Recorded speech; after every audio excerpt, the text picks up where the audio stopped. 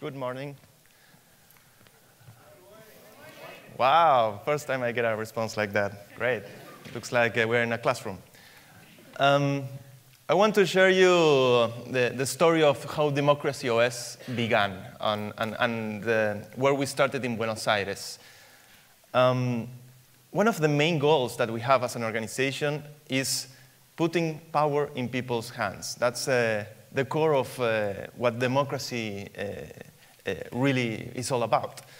And one of the most incredible things that's happening in our society throughout the entire world is that we already have the tool that we need to become powerful. And that's the digital devices that are connecting us in many new ways.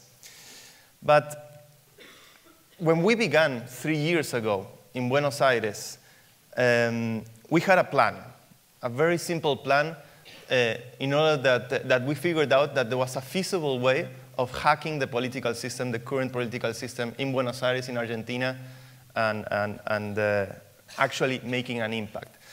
And that plan consisted about how we can connect the internet, our digital devices, these computers that we use every day, to the existing political system, the inherited political system that is the Congress, the government.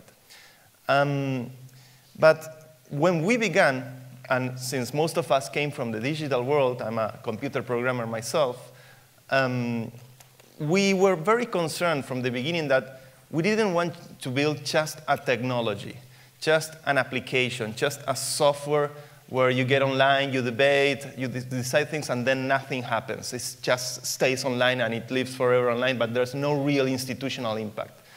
So if our experiment, if our plan went out well, if our strategy worked out well, then we should be able to move real legislation. We should be able to, from interacting from each one of us using our computers, or as citizens participating on this system, we should be able to modify a law, generate a new law, and have an impact on real legislation from the input that each one of us would put using a software online.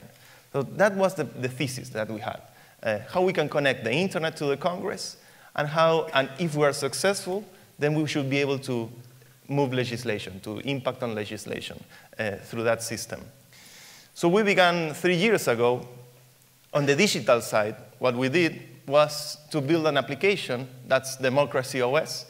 It's an open source application. I think that when it's about civic technology, when it's about technology that serves a purpose to society, being open source is a fundamental trait of any application of this kind. So DemocracyOS is a free software, it's an open source software, developed by the DemocracyOS Foundation, but also by all the community of developers that contribute to the GitHub repository of the code.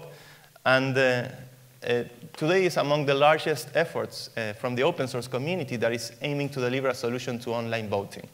Our focus is how we can make online voting with an open source technology. So that's how we would, as technologists, that's how we would use our digital devices, using this software, this application called DemocracyOS that has been under development now for 3 years. But the real challenge is, well, how can we make sure that people using DemocracyOS are not just on a forum online debating? How we can actually guarantee that whatever happens on the application has an impact in Congress. So we came up with the idea of, well, we should build our own political party. A political party that has candidates that are committed to always vote in Congress according to the collective intelligence of DemocracyOS. So a political party is constitutionally viable. Political parties have the monopoly of representation in the political context of Argentina. By tying the entire political capital of the candidate to the promise of always voting according to the software, then we are not enforcing him to always vote according to the software. That would not be allowed by any constitution in the world. But we are tying his fundamental campaign promise to that principle. And that's the main reason for the net party to exist. Otherwise, we would try to provide our software to existing parties, and they could use it internally, or they could use it. But if we want to have an impact on the bill from the internet, if we want to have an impact in Congress, and not just adding pressure, really impacting Congress, then making a political party strategy might make sense. So what I want to tell you a bit about it today is what it takes to start a political party. I did a lot of things throughout my career. I did corporations, startups, limited liability corporations, associations, nonprofits, NGOs. There's no more complicated thing than a political party. That's the ultimate thing to start up. So the first thing we needed was signatures. And we were able to get 4,000 in 4 months. And I know that that sounds lame, but this is why. We thought, at the first day, we thought, all right, so 4,000 signatures, we get that in 1 day. That's super easy. When we went to talk to the judge and to figure out how the system actually works, those signatures were each one on a separated form by triplicate, and we had to, we can reach probably 1,000 or 500 people from within our parents or family. But there's a threshold that we needed to go out there in the streets and start talking to people to actually be involved with the party, because these had to be real signatures. Most of the political parties in my country, they don't present real signatures. They just present fake ones, and they get the authorization very quickly. We tried to do it the right way, and it took us 4 months of campaigning in the streets and adding the signatures and talking about people, ordinary people, every day, about this idea of using the internet to take control of our Congress. The next challenge for us, once we were able to run for elections, was doing the campaign. And for the campaign, obviously, we had very little resources. We had to be creative. And one of the best ideas that we had was to make a comunicathon. I know there's a trend right now of hackathons. Well, we did like a hackathon, but for building communication pieces for the campaign. An idea that we really believe is that if you end up voting for the net party, you are really actually voting for yourself. And wouldn't it make sense for this campaign to be built by the voters? So we tweeted and invited people to join us for a 2-day intense work process, building the communication pieces for the campaign. And in 48 hours, we built practically all the videos and all the flyers and all the material that we used throughout the 3-month campaign that we needed. And the whole experience of doing a comunicathon was actually very, very good. And the third element, I know most political campaigns are very aggressive on their marketing, but we did a political campaign with a piece of art. And this was practically a miracle. One of the peers of the Net Party said, I was talking to these carpenters in the La Boca neighborhood, and they were out of a job for a week. And I told them, well, can you build a Trojan horse? Because we had this Trojan metaphor where we want to put a Trojan horse in the Congress, where Congress believes that it's a normal candidate, a normal Congress member, but it's actually the entire city going to the Congress. And these carpenters in La Boca, in 1 week with used wood, they were able to build a giant horse. And then we had to figure out what we do with the horse. And we started going, the sensation of going through Buenos Aires. Imagine going through Fifth Avenue, a gigantic Trojan horse going through Fifth Avenue. The entire city starts looking, and this is a plane. Everyone stares at you. And the impact that the horse had in the streets was enormous. It was an incredible, it only cost us $400. That was the price of the wood, and probably the gas of the car driving it.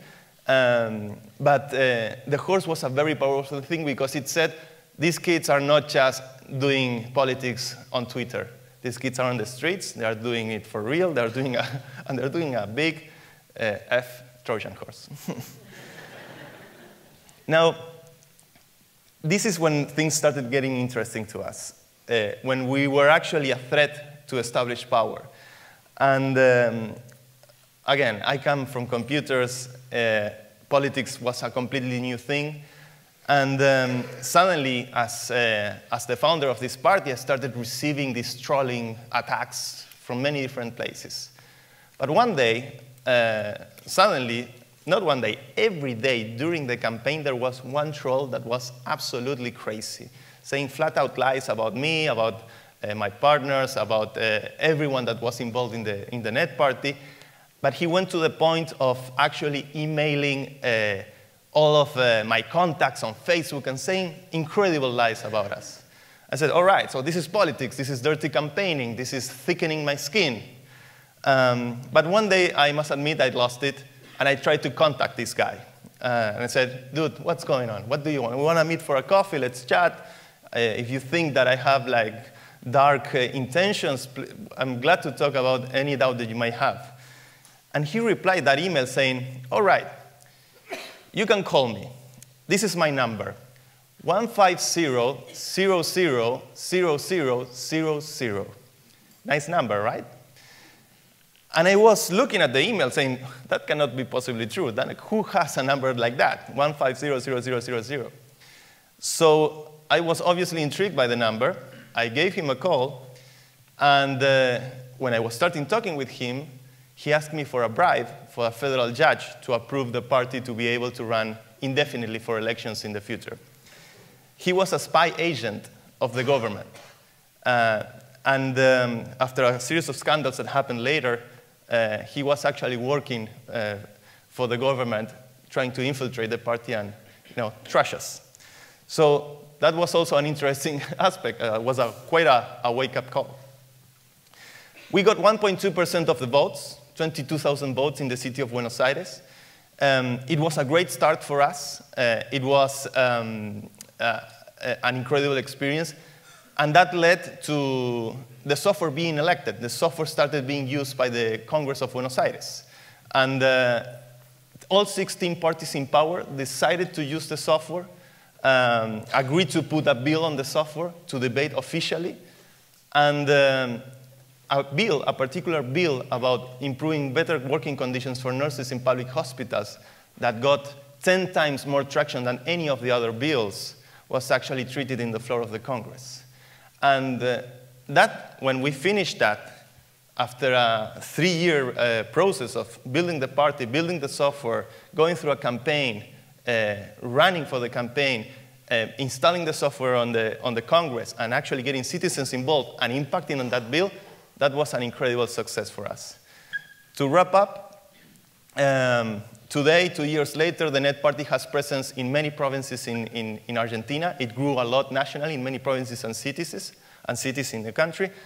And the DemocracyOS community is growing globally in many different countries. And we hope that we can engage millennials in the 2016 election in the US. Thank you very much.